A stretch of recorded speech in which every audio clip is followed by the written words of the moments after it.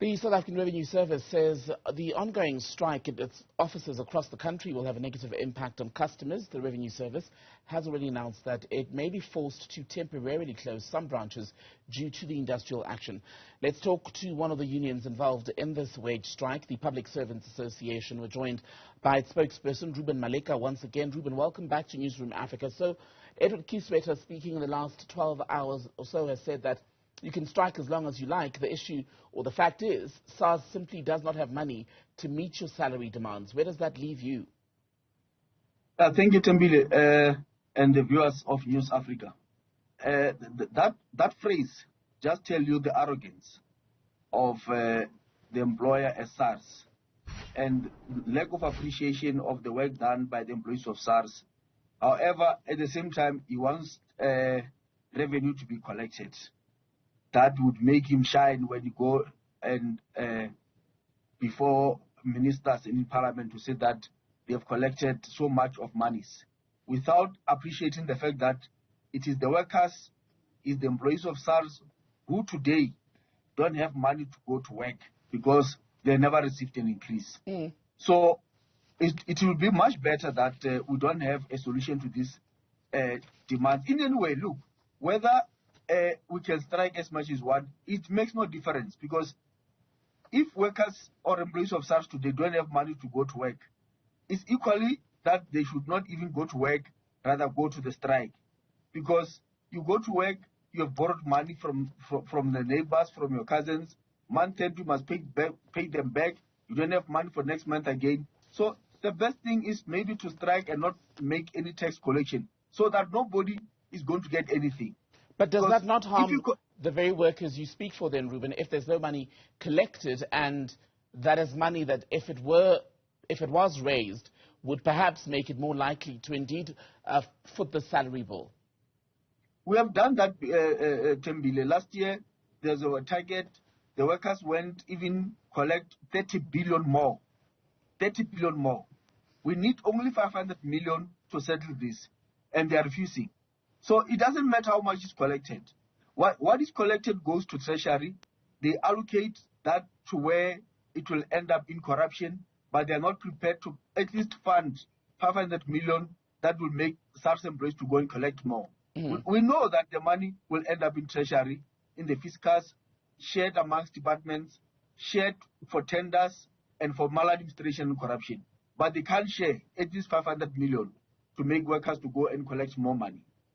So when Edward Kieswetter says, he said it even before Parliament, that SARS at the moment is underfunded and that he cannot make a salary commitment based on a lack of funding, and you've mentioned Treasury. Is there any way then for you, I wonder, to take this up with National Treasury? Because that's from where the funds would flow if SARS is saying, well, we've not been given an allocation that allows us to make this commitment. Look, we already understand that the commissioner doesn't care about workers. How can he care if he goes in public and say that they can strike as long as he wants?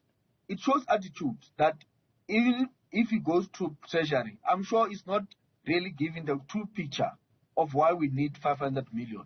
Perhaps if it allows us to go and speak to Treasury ourselves, I'm sure they'll understand the frustration. But it seems as if the commissioner is not serious, is not feeling impact. He only worries about collections of money, and that is only his problem.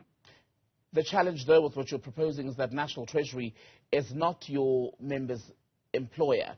They work for SARS, and that's where their contracts were signed, isn't it? So what do you do to move forward? That's why, Tembile, today, as we speak, all SARS offices, all of them, including border posts, there's no single employee of SARS. But the risk that we are sitting with as a country is that instead of him taking these demands very serious, they've resorted to use managers and police officers for the job that they are not trained for. You know what is going to happen now? The illegal goods are going to pass through into the country and outside of the country because of those people who are trying to be custom officials don't have knowledge, don't have experience. They are not even the right people to do so. We are going to see illegal cigarettes.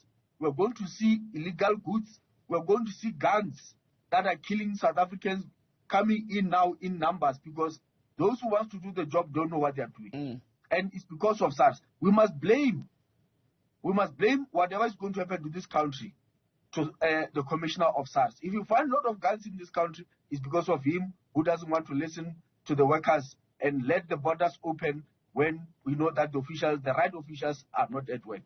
I want to start with the point there that you raised at the beginning of your response just now about workers who you say are not on duty, because I was looking at an article published this morning where the SARS commissioner said that on Wednesday, just over 65% of SARS employees were at work, of the 12,800 employees, and of those, two-thirds, about 80%, are staff that would be in the taxpayer engagement area. So when you say there are no workers at work today, which areas specifically, and if people are still reporting for duty, how much does that then work against your bargaining power?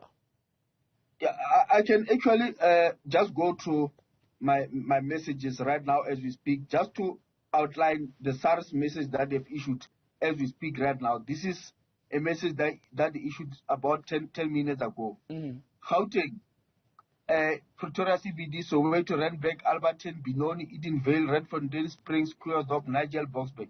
In fact, let me say all provinces they are listed. KZN, Western Cape, Eastern Cape, Northern Cape, and Free State, Mpumalanga, Limpopo.